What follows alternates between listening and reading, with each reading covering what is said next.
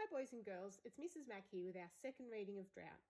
The first read really showed us how damaging a drought can be to animals, both in the wild and on farms, and also for people living on the land who lose their crops and have to sell their stock as there is no rain coming or water left. They even have to change the way they live by having quicker showers, definitely no baths, and then recycling this water to put on their gardens so they can save as much water as possible. When we read Drought this time, we're going to take a closer look at the descriptive language the author uses to really describe the drought and what it can do. You may even notice the use of rhyme in the story. So let's get started. Drought, written by Jackie French and illustrated by Bruce Watley. Published by Scholastic Australia.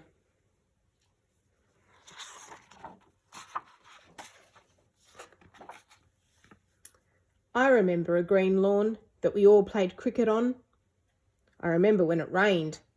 When it was wet, we all complained. And when it rains, it is a bit hard to go out and play, which can make us a bit sad or upset sometimes.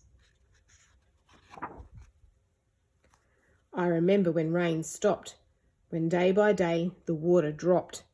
In our creek and in our tank, hills turned skulls as the grass shrank. The hills began to look like skulls when the grass died and disappeared. They were almost white, with dark holes or craters in them. Wallabies and black snakes drank, side by side, from water rank. And rank is when something smells or tastes disgusting. The water has been sitting still in the hot sun, with no fresh water coming in. And maybe some animals could have died in there too. Hollow flanks and hollow eyes, as stock and farmers saw grass die. Thin-ribbed wombats in the sun, hunted for the grass that's gone. Sheep that staggered and grew weak, till Dad sold them so they could eat.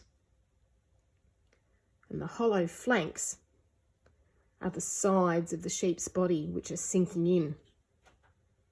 All the animals are becoming thin because there is not enough food left to eat. And staggered means that the sheep are having trouble walking and are nearly falling over because they're weak from having nothing to eat. When will it rain? I asked my gran. She knows more than the weatherman. Droughts make their own time, said Gran. If only we could know. Droughts span. And span means how long something will last or how long it will be. I'm wondering if Gran knows more than the weatherman because she has lived through a drought before. Just twice a week we used the hose as drought snared each withered rose. Showers just a soap and dash, then gathered for the garden splash. And snared means to take something. And here the drought has finally taken or killed all the dried up flowers in the garden, because withered means dried up and shriveled. And here's the word withered.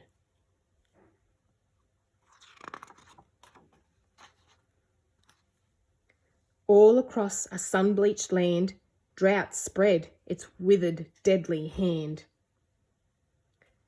And sun-bleached means the sun has taken all the colour and life out of everything.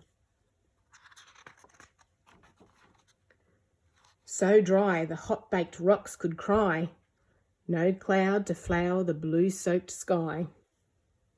Means there's no clouds in sight. Trees withered into brown, then rust. Leaves crunched like cornflakes, then were dust. I said, "It has to rain. It must." But no rain for 2 years more, just grudging sprinkles out the door. Dad watched the weather map and swore. And grudging sprinkles means the drought isn't going to let it rain much. It's just giving a few little drops. Drought's third year and I was scared. Its ceaseless dry hands grabbed and glared. Dad sat among the withered wheat and stared. And the ceaseless dry hands means the drought won't stop, and he's grabbing or taking everything, the water, animals, gardens, and the farmers' crops. That was the year that help came, almost as welcome as some rain. Trucks with hay, fruitcakes and grain. Gifts from all across the nation, a vast book and toy migration. And migration means when people or animals move from one place to another. And here, people all over the country are moving or sending toys, books and food from their place to others in drought. And then another gift at last.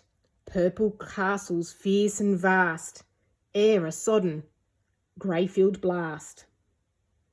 It looks like a storm is building with dark purple clouds and rain is on the way. And sodden means the air is filled with water. Shadows left as air turned grey. Who knew rain could dim the day? Dripping, dropping, ceaseless rain, filling creeks and soil again. Everyone is happy that the rain has finally come, and the only way rain could dim the day is that the bright hot sun is blocked by the rain clouds, and it's a bit darker outside now.